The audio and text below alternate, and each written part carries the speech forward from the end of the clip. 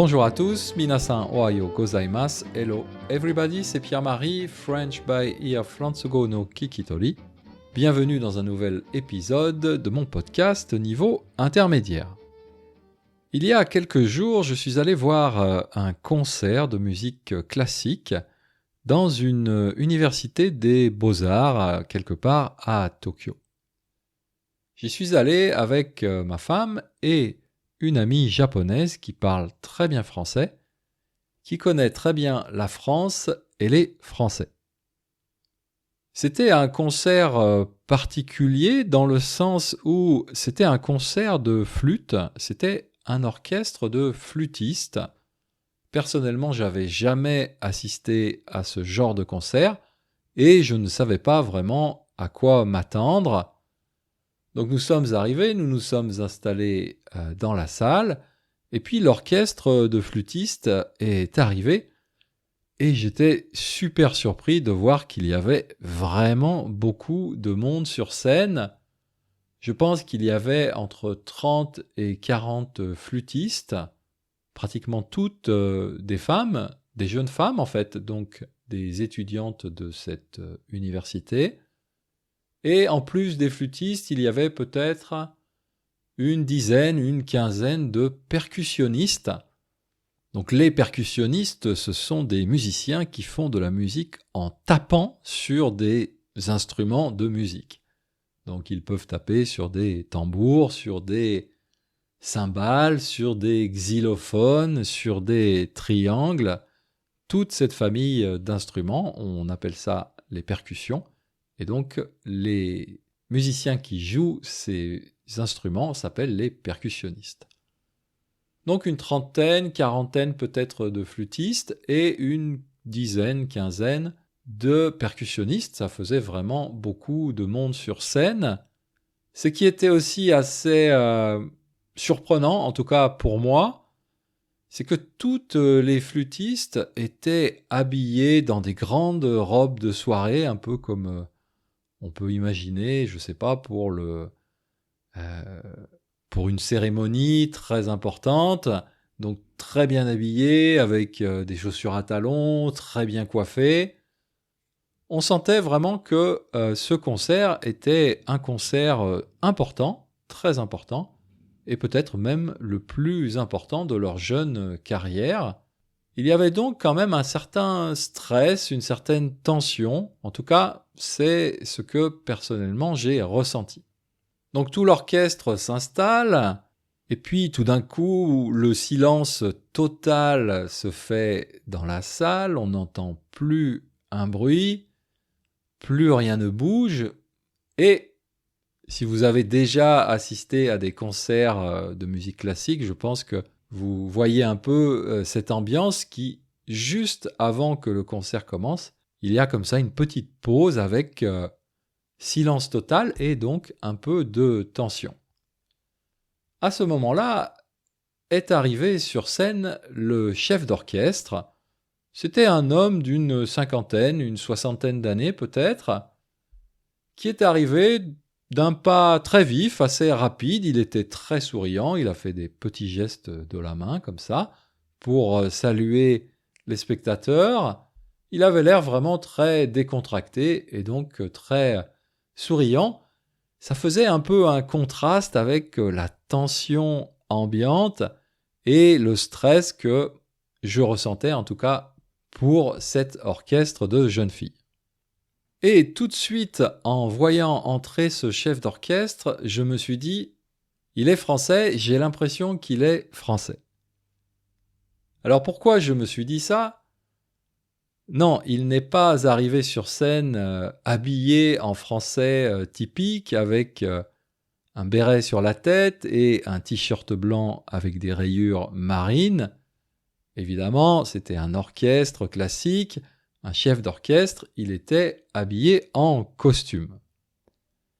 Il n'avait pas non plus, évidemment, un verre de vin rouge à la main, et il n'avait pas non plus une baguette sous le bras, mais quand même, il avait une baguette à la main.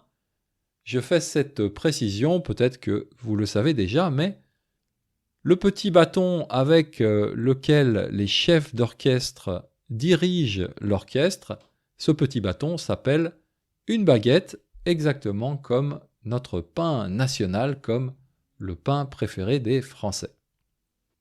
Alors le concert commence, donc le chef d'orchestre s'installe en face de l'orchestre, et puis les musiques, les morceaux se succèdent, et plus j'observe ce chef d'orchestre, plus je me dis, non, vraiment, je crois qu'il est français. Alors pourquoi? Peut-être, d'abord, je pense qu'il y avait l'effet du contexte, parce que dans l'univers de la musique classique, il y a quand même beaucoup de Français, et en particulier peut-être quand on parle des chefs d'orchestre, la musique classique, c'est un peu le terrain de jeu, la spécialité européenne à la base, donc il y a quand même beaucoup de Français, mais aussi beaucoup d'Allemands, beaucoup d'Italiens, beaucoup d'Espagnols. Mais je regarde ce chef d'orchestre et je me dis, déjà, il a une tête que j'ai vue, il a un type, un morphotype de visage, peut-être son corps aussi, que j'ai déjà vu de nombreuses fois dans ma vie. J'ai déjà vu souvent des gens qui lui ressemblent. D'ailleurs, il me faisait penser à un acteur français qui est décédé depuis quelques années, qui s'appelle Philippe Noiret. Il me faisait un peu penser à Philippe Noiret dans son apparence et dans son attitude, dans sa morphologie, son morphotype, son visage, etc. Et puis peut-être aussi, il aurait pu être italien, mais quand je regarde la façon dont il porte le costume, non, les Italiens portent le costume de façon un peu plus élégante, à mon avis, que les Français. Il était pas mal, mais son pantalon tire-bouchonnait un petit peu, comme on dit, alors que un chef d'orchestre italien, je suis sûr, il aurait un pantalon, pam, qui tombe parfaitement, très raide, à l'italienne. C'est pas la même élégance. Donc d'abord le contexte, musique classique, son apparence physique, sa façon de porter le costume. J'étais de plus en plus convaincu qu'il était français. Et puis l'entracte arrive, donc c'est la petite pause au milieu du concert. Je me tourne vers ma femme et vers mon ami et je leur dis, je suis quasiment sûr que le chef d'orchestre est français. Et alors là, à ma grande surprise, toutes les deux, elles m'ont répondu « Ah oui, mais moi aussi, je pense la même chose, je pense qu'il est français ».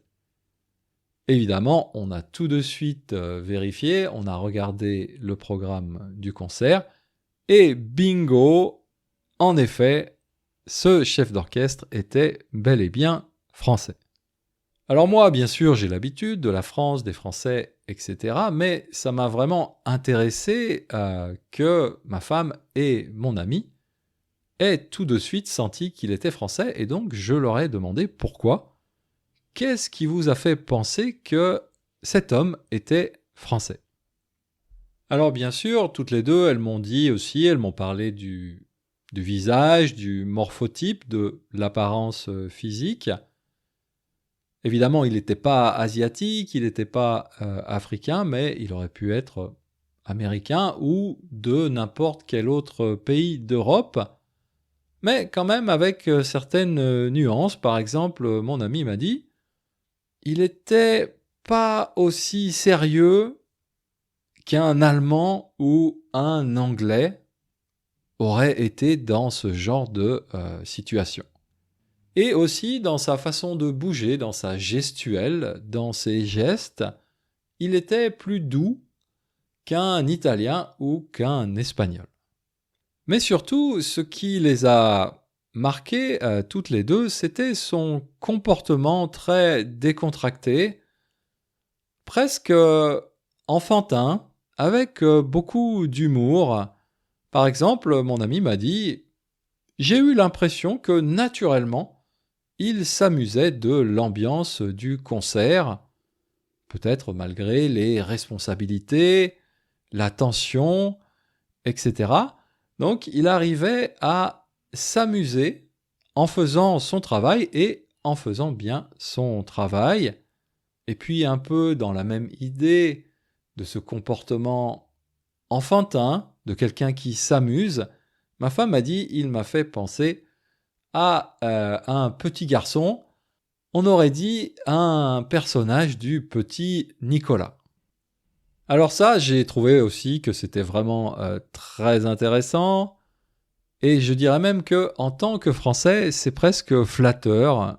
En tout cas, personnellement, j'apprécie beaucoup cette perception, c'est-à-dire que si un Français, c'est une personne qui va faire son travail de façon professionnelle, mais tout en gardant une attitude décontractée, souple, avec un peu d'humour au milieu de tout ça, si ce type de comportement est associé à l'image des Français, eh bien, j'avoue que c'est une idée qui me plaît beaucoup.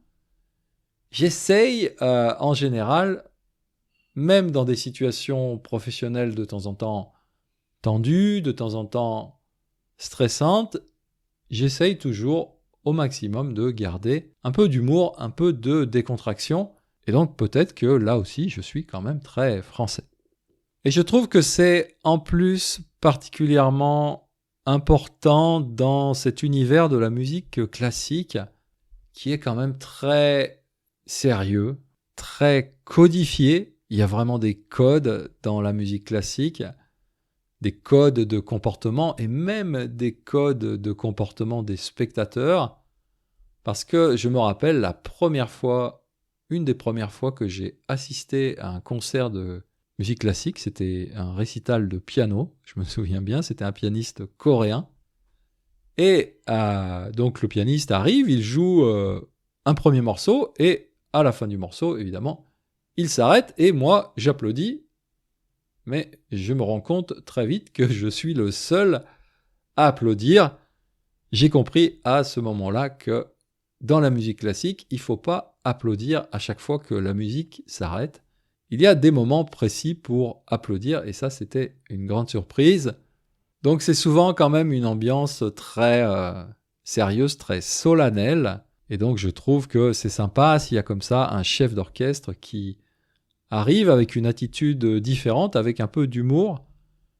Et là, en plus, je pense que comme cet orchestre était très jeune, que c'était visiblement un concert très important pour ces jeunes flûtistes, je pense et j'espère que son attitude a permis à ces jeunes flûtistes, peut-être de elles aussi se décontracter un peu, et elles aussi de s'amuser de ce concert, même s'il était tellement important pour elles.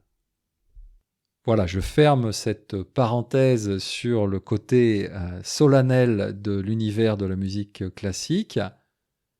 Et j'ai envie de vous demander, est-ce que vous aussi, vous arrivez facilement à reconnaître des Français ? Je ne sais pas, par exemple, dans la rue à Tokyo, il y a beaucoup de touristes étrangers. Est-ce que quand vous croisez des gens, sans les entendre parler, simplement avec leur comportement, leur apparence physique, est-ce que vous arrivez facilement à deviner si ce sont des Français ou pas ? Et si c'est le cas, comment est-ce que vous faites ? Comment est-ce que vous arrivez à reconnaître des Français ? N'hésitez pas à m'envoyer un petit commentaire sur mon site internet frenchbyear.com. Vous pouvez m'envoyer un message écrit ou laisser un message sur mon répondeur. Voilà, c'est tout pour aujourd'hui et je vous dis donc à bientôt, Mata Chikai.